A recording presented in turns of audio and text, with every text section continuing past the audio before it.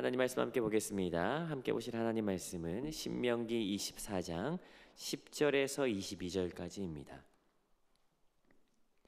신명기 24장 10절에서 22절까지 우리 같이 한 목소리로 함께 합독하도록 하겠습니다. 함께 읽습니다. 시작. 내 이웃에게 무엇을 구워줄 때 너는 그의 집에 들어가서 전당물을 취하지 말고 너는 밖에 서 있고 내게 꾸는 자가 전당물을 밖으로 가지고 나와서 내게 줄 것이며 그가 가난한 자이면 너는 그의 전당물을 가지고 갖지 말고 해질 때 그 전당물을 반드시 그에게 돌려줄 것이라.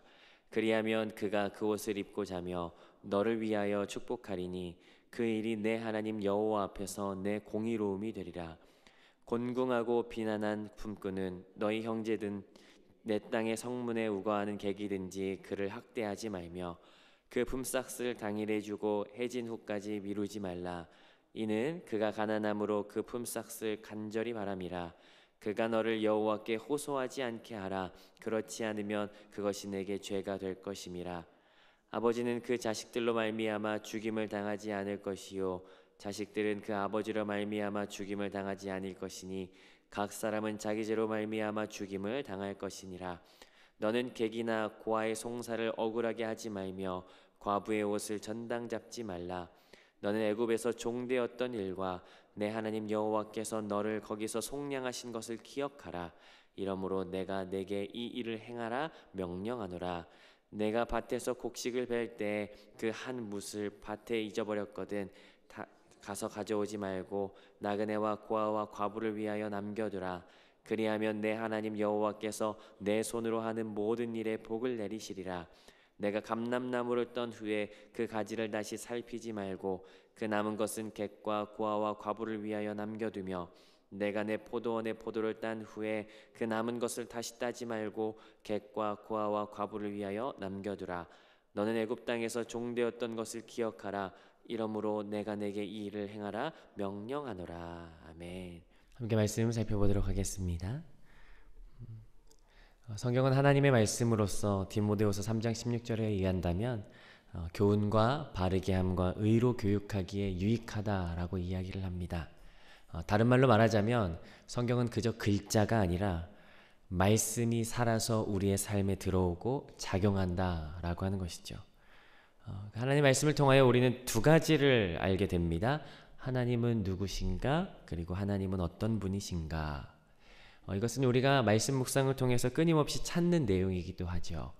그리고 나서 이에 따른 반응도 우리에게 두 가지가 있을 수 있는데 하나님 누구신가? 어떤 분이신가? 라면 그렇다면 나는 내가 무엇을 믿어야 할까?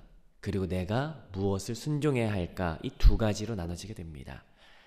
순종과 믿음, 이 내용을 잘 담고 있는 책은 아마 신명기가 아닐까 싶습니다.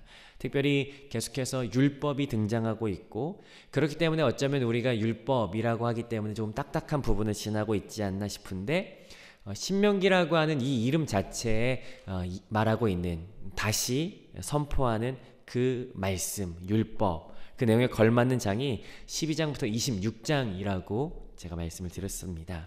그리고 그 내용은 예배에 관한 율법, 지도자에 관한 율법, 삶에 관한 율법 이렇게 구분이 되는데 우리는 그 후반부 삶에 대한 율법 부분을 지금 함께 살펴보고 있는 중입니다. 오늘 신명기 24장 10절에서 22절 본문을 내용상으로 구분한다면 5개 정도로 나눌 수가 있을 것 같습니다. 매일 성경 같은 경우에는 네 번째, 다섯 번째를 한 단락으로 묶어서 4개 단락으로 만들었는데요. 저는 오늘 2개 단락으로 좀 나눠서 살펴보고 싶습니다. 이 내용은 모두 가난한 자들을 어떻게 대할 것인가에 대한 내용으로 볼 수 있는데 10절부터 18절까지를 한 단락으로 두고 싶어요. 나와 직접적으로 간접적으로 관계가 있는 사람들, 그 사람들에 대해서 어떻게 할 것인가. 그리고 뒤에 오는 19절부터 22절 단락은 나와는 관계가 없는 그 가난한 이들을 향해서 어떻게 행해야 될 것인가를 말하고 있습니다. 그래서 첫 번째 단락부터 좀 같이 함께 살펴본다면 첫 번째 단락은 10절부터 18절이 될 건데요. 10절 같이 한번 읽어보도록 하겠습니다. 함께 읽어봅니다. 시작. 내 이웃에게 무엇을 구워줄 때 너는 그의 집에 들어가서 전당물을 취하지 말고 반복해서 말씀드리지만 10절부터 18절까지는 나와 관계가 어느 정도 있는 사람들을 말하는 거예요. 그 중에 첫 번째로 나오는 사람이 누구냐면 내가 뭔가를 빌려준 사람입니다. 채무자라고 이야기하죠. 여러분 아시다시피 채권자에게는 채무를 받는 것이 당연한 권리가 됩니다. 그래서 일반적으로 담보를 잡는 것이 일반적이었습니다. 그런데 10절에서 뭐라고 이야기합니까? 너희는 담보물을 취할 때 그 집에 들어가서 담보물 취하지 말라. 너희가 고르지 마라 라고 이야기하는 거예요. 오히려 11절 너는 밖에 서 있고 빚진 자가 담보물 정해서 가지고 나오도록 해라 라고 이야기하죠. 여러분 집이라고 하는 공간은 우리가 일반적으로 생각했을 때에도 지극히 개인적인 공간입니다. 영역이죠. 담보가 목적이라고 하지만 사람의 어떤 기본적이고 개인적인 영역이 존중되어야 함을 하나님께서 말씀하시는 것입니다. 그리고 담보물에 관한 두 번째 내용 12절에 보니까 만약에 그 담보를 내야 하는 자가 가난한 자라면 너는 그 담보물 갖지 말고 13절 뭐라고 합니까?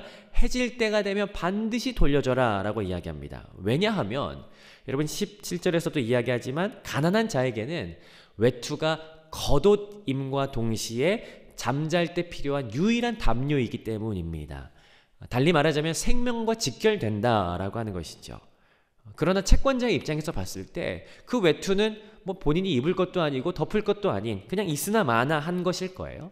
그렇기 때문에 하나님께서는 가난한 자의 생명을 존중하시는 그 모습을 우리가 여기에서 찾아볼 수가 있죠. 실제로 자료를 좀 찾아보니까 어떤 사람은 담보물을 아침에 가져갔다가 저녁에 다시 되돌려주는 이 일을 매일마다 반복했다라고 하더라고요. 사실은 이 일이 굉장히 번거로울 수밖에 없습니다. 그런데도 하나님께서는 이렇게 행해야 되는 것을 왜 하라고 하십니까? 그렇게 될 때 하나님 앞에 공의로움이 될 것이다 라고 이야기해요. 이 단락 안에서 이제 두 번째 내용을 좀 살펴보면 두 번째 관계에 있는 사람은 14절부터 15절까지입니다. 14절 15절 우리 14절만 같이 한번 읽어보겠습니다. 시작. 곤궁하고 비난한 품꾼은 너희 형제든지 내 땅 성문 안에 우거하는 객이든지 그를 학대하지 말며. 14절에 보니까 너희가 누구를 대할 때입니까? 곤궁하고 비난한 품꾼. 여기 곤궁하다, 비난하다 라고 하는 것은 사실은 같은 의미입니다. 가난하다 라고 하는 건데 다른 단어이죠. 여러분 다른 단어를 같은 의미의 다른 단어를 두 번 반복하는 것은 강조의 목적을 두고 있습니다. 예를 들어서 날씨가 뜨겁고 덥다, 뭐 덥고 뜨겁다 이렇게 하면 날씨가 막 굉장히 덥다 뭐 이런 의미지 않습니까? 강조하는 의미예요. 그럼 여기에서 뭐라고 하냐면 너희가 누구를 대할 때 품꾼을 대하는데 그 품꾼이 굉장히 어려운 상황에 있는 품꾼이다 라는 겁니다. 그럼 그 품꾼이 어려운데 그럴 때는 어떻게 하라는 겁니까? 15절 보니까 품삯을 미루지 마라. 여러분 이것은 당연한 원리이죠. 주는 입장에서는 뭐 하루쯤 뭐 안 준다고 해서 자기에게 별로 뭐 이득이나 문제가 될 것 없습니다. 그러나 이것을 받는 입장에서는 굉장히 어려운 사람에게는 하루라는 시간이 내가 느끼는 하루의 시간보다 훨씬 더 길다라고 하는 것이죠. 여러분 그런데 기억해야 될 것은 시편 9편 12절에 보니까 하나님은 가난한 자의 부르짖음을 잊지 않으십니다. 그래서 오늘 본문이 이야기합니다. 그들이 하나님께 호소한다면 너희 하나님 앞에서 너희가 그 죄가 될 것이다 라고 말씀하시는 것이에요. 자, 오늘 첫째 단락에서 나타나는 나와 관계 있는 세 번째 사람은 16절인데요. 16절 내용은 좀 갑작스럽습니다. 16절 같이 한번 읽어보겠습니다. 시작. 아버지는 그 자식들로 말미암아 죽임을 당하지 않을 것이요 자식들은 그 아버지로 말미암아 죽임을 당하지 않을 것이니 각 사람은 자기 죄로 말미암아 죽임을 당할 것이니라. 여러분 뭘 이야기합니까? 갑자기 사형에 대해서 이야기하는 것 같습니다. 죽을 죄에 대해서 이야기하는 것 같죠. 그래서 사실 신학자들이 이 부분에 대해서 의견이 분분합니다. 그러나 앞뒤 문맥을 통해서 좀 살펴본다면 결국 담보물을 잡히거나 억울한 일이 그 자녀에게나 아니면 자녀의 일 때문에 그 부모가 가정에서 계속 이어지지 않도록 이야기하는 보호의 법으로 말할 수가 있을 것 같습니다. 그리고 나서 17절 송사를 맡을 때 저당 잡을 때 나그네와 고아와 과부들을 억울하게 하지 마라. 유일한 옷을 저당 잡지 말라라고 하는 나와 관계가 있는 사람들에게 어떻게 행할 것인가 라고 하는 이 첫 번째 단락의 내용이었습니다. 두 번째 단락은 19절부터 22절까지인데요. 앞부분이 나와 관계 있는 사람들이었다면 여기는 직접적으로 연관 없는 사람들이에요. 19절을 같이 한번 읽어보시죠. 시작. 내가 밭에서 곡식을 벨 때 그 한 무수를 밭에 잊어버렸거든. 다시 가서 가져오지 말고 나그네와 고아와 과부를 위하여 남겨두라. 그리하면 내 하나님 여호와께서 내 손으로 하는 모든 일에 복을 내리시리라. 여러분, 이 부분은 사실 우리가 다른 율법보다는, 다른 법보다는 우리가 잘 알고 있는 부분일 겁니다. 왜냐하면 이 내용은 룻기서에 적용되는 그런 이야기이죠. 여러분 기억나십니까? 이방인이며 고아이며 과부였던 룻과 나오미가 다시 돌아오죠. 그리고 돌아왔을 때 그들에게는 먹을 것이 없는 상황 가운데 이 룻이 먹을 것을 찾아서 밭으로 가요. 그때 보아스의 밭에 귀퉁이를 남겨둔 그 이삭을 이제 가져가는 내용. 보아스가 이 법을 잘 지키고 있었다라고 하는 내용이 이제 룻기에 드러나는데, 여러분 오늘 여기에서도 이야기합니다. 밭에 귀퉁이를 남겨두라라고 하는 것이에요. 누구를 위해서요? 나그네와 고아와 과부를 위해서. 특별히 구약성경 안에서 고아와 과부라고 하는 그 두 지칭하는 명사가 동시에 등장하는 것은 60번 정도가 등장해요. 이 모든 상황이 연약한 사람, 보호받지 못하는 가장 연약한 사람으로 이야기를 합니다. 그런데 하나님께서는 그 연약한 사람들, 그 가난한 자들의 신음을 그냥 두지 않으시죠. 신명기 14장에서는 매 3년째 되는 11조를 이들을 위해서 특별히 구별하라 라고 말씀하실 정도로 하나님께서는 이들을 그냥 두지 않으십니다. 오늘도 마찬가지예요. 오늘 이들을 위해서도 그냥 두지 않으시는 하나님. 무엇을 말씀하십니까? 19절에 보니까 밭에 곡식도, 20절에는 감람나무도, 21절에는 포도나무도 다 따지 말고 반드시 남겨둬야 한다라고 하는 거예요. 이들을 위해서. 그럴 때에는 어떻게 하십니까? 하나님께서 19절에 보니까 내 손으로 하는 모든 일에 복이 있을 것이다. 신명기를 읽어갈 때마다 이 부분이 나올 때마다 야, 이 복이 내 복이면 얼마나 좋을까. 내가 하는 모든 일에 하나님께서 그 손을 더하신다면, 복을 내리신다면 하나님께서 이렇게 행하는 자에게 그 복을 주신다 말씀하십니다. 자, 오늘 말씀을 좀 정리해 보자면요, 오늘 우리는 본문을 두 단락으로 나눠서 좀 살펴보았습니다. 10절부터 18절까지 첫 번째 단락에서는 자기와 직접적으로 간접적으로 관계가 있는 연약한 사람들을 향한 태도를 어떻게 할 것인가. 그래서 채무자에게 전당물을 취할 때 집으로 들어가지 말고, 채무자가 가난하다면 반드시 해가 지기 전에 그 전당물을 돌려줘야 하고, 그리고 품꾼에게는 임금을 미루지 말며, 채무나 어려운 일들로 그 자녀나 그 부모들이 이 짐을 이어받지 않도록 하자라고 하는 것을 하나님께서 말씀하셨어요. 그 두 번째 단락 19절부터 22절까지는 무엇이었습니까? 관계가 없는 연약한 이들을 위해서 밭이나 감람나무나 포도나무의 일부분을 남겨두고 출수해라 라고 하는 것을 말하고 있습니다. 오늘 우리가 살펴봤던 이 내용은 사실은 그다지 어려운 내용은 없는 것 같습니다. 복잡한 내용도 없고요. 근데 문제는 뭐냐면 이것을 준행하는 거에 있어서만큼은, 이것을 행하는 것에 있어서만큼은 쉽지 않다라는 것입니다.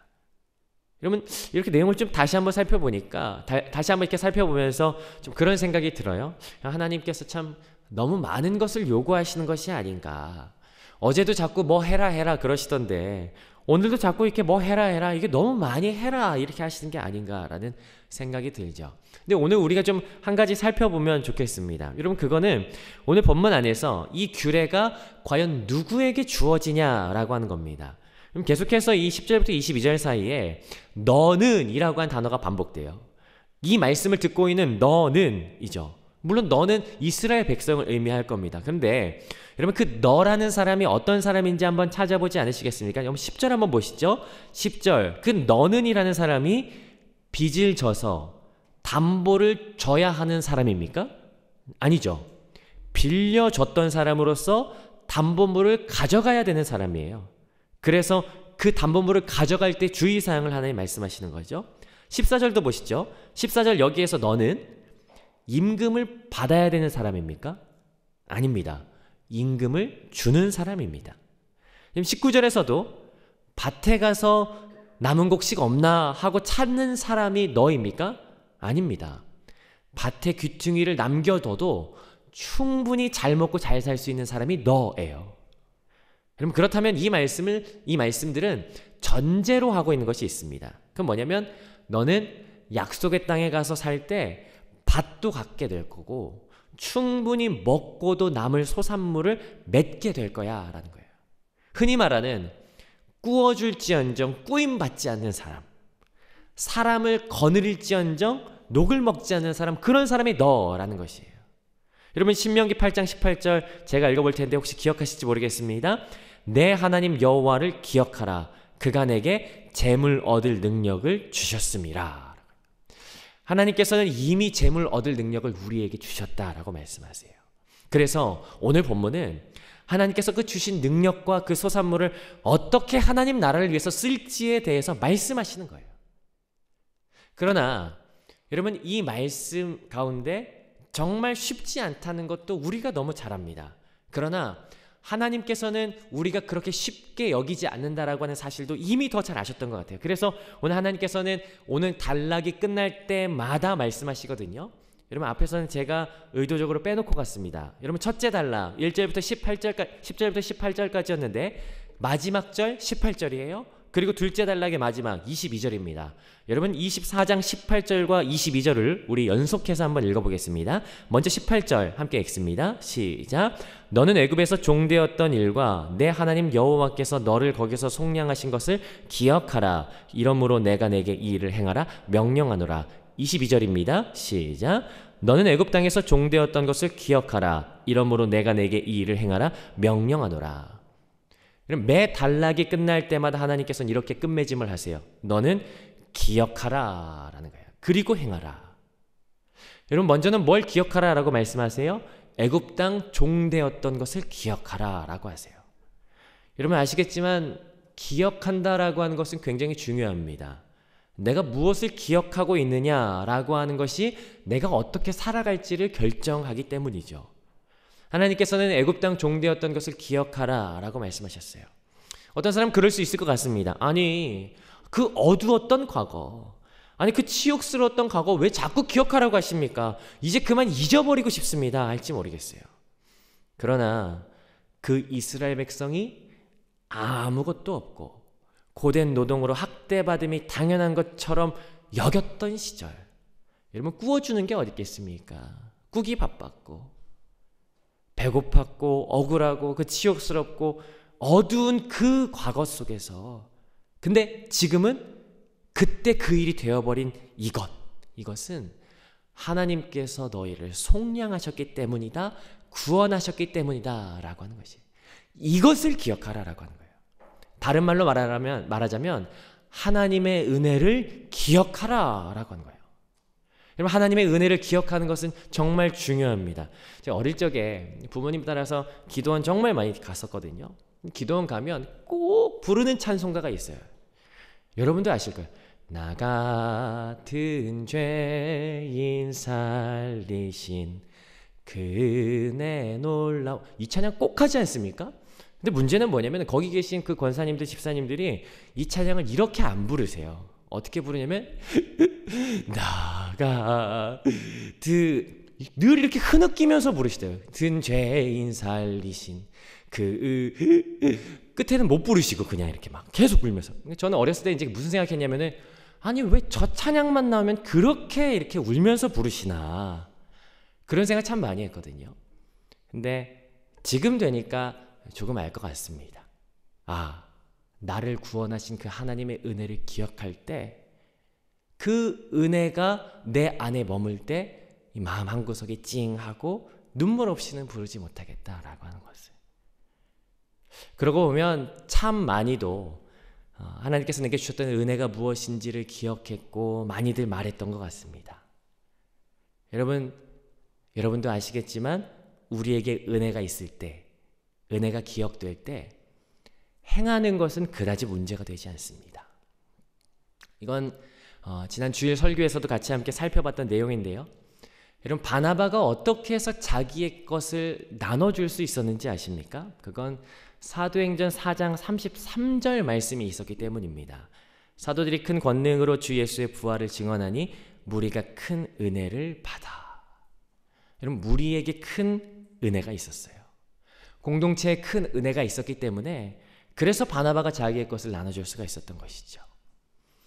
은혜가 있는 사람은 용기 있어집니다. 은혜가 있는 사람은 두려워하지 않을 수 있어요. 그래서 오늘 우리에게 은혜가 필요해요. 나눠야 되기 때문이 아니라 하나님께서 살도록 하신 이 땅에서 내가 하나님의 뜻에 좀 더 합당하도록 살기 위하여 오늘 우리에게 은혜가 필요해요. 그래서 기억하는 겁니다. 하나님께서 내게 주신 은혜를 기억하는 것, 그것이 그래서 오늘 우리에게 필요하다라는 거예요. 일전에 담임 목사님께서 설교하실 때 하셨던 말씀 중에 제가 기억하기 위해서 메모해뒀던 그 내용이 있거든요. 그건 뭐냐면 우리가 하나님의 행하심은 천재같이 기억해야 하고 나의 행함은 바보처럼 잊어야 합니다 라고 하셨어요. 하나님의 은혜를 기억하는 것 너무너무 중요하다. 그것은 우리 안에 은혜가 머물기 위함이다 라고 하는 것이죠. 오늘 주님의 은혜가 오늘 우리 가운데 머물기 위하여 하나님께서 내게 행하셨던 일들을 기억하는 오늘 하루가 되시기를 주님의 이름으로 축복합니다. 이스라엘 백성은 기억할 때, 그 은혜가 머물 때 행할 수 있었던 것이에요.